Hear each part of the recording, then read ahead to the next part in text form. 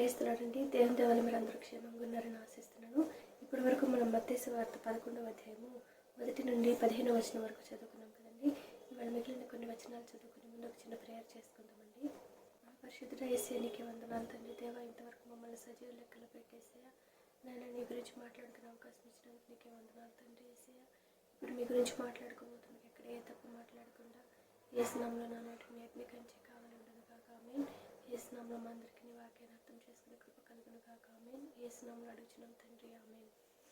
కదండి, యేసయ్య తన దగ్గర కూడుకొని ఉన్న జన సమూహంతో ఇంకా మాట్లాడుతూ ఏమంటున్నారో మనం చూద్దామండి.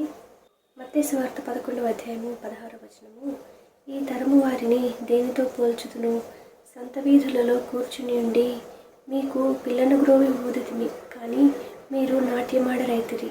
ప్రలాపించితిమి, కానీ మీరు రొమ్ము కొట్టుకొన రైతిరి అని తన చెలికాండ్రతో చెప్పి పిలుపులాటలాడుకును పిల్లకాయలను పోలి ఉన్నారు.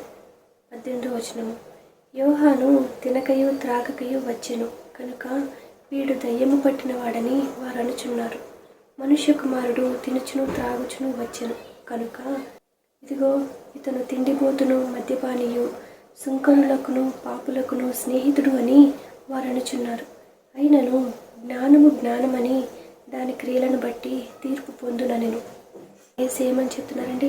మిమ్మల్ని విమర్శించాలి అనుకునే ప్రజలు మీరు ఏ పని చేసినప్పటికీ కూడా వారు మిమ్మల్ని విమర్శిస్తూనే ఉంటారు. కాబట్టి అటువంటి వారి మాటల్ని పట్టించుకోవద్దనేసి ఏసే చెప్తున్నారు కదండి. ఇంకా ఏసే ఏమంటున్నారండి? జ్ఞానము జ్ఞానమని దాని క్రియలను బట్టి తీర్పు పొందుననెను.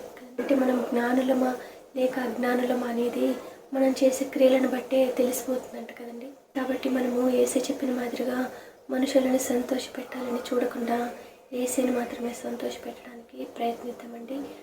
అటువంటి కృప యేసు నామములో మనందరికీ కలుగును గాక ఆమేన్. ఇప్పటి వరకు మనం చదువుకున్నాము మత్తయి సువార్త 11వ అధ్యాయము 16వ వచనం నుంచి 19వ వచనం వరకు. వాక్యాన్ని అర్థం చేసుకునే కృప యేసు నామములో మనందరికీ కలుగును గాక ఆమేన్. యేసు నామములో మనందరికీ సమాధానం కలుగును గాక ఆమేన్. Praise the lord.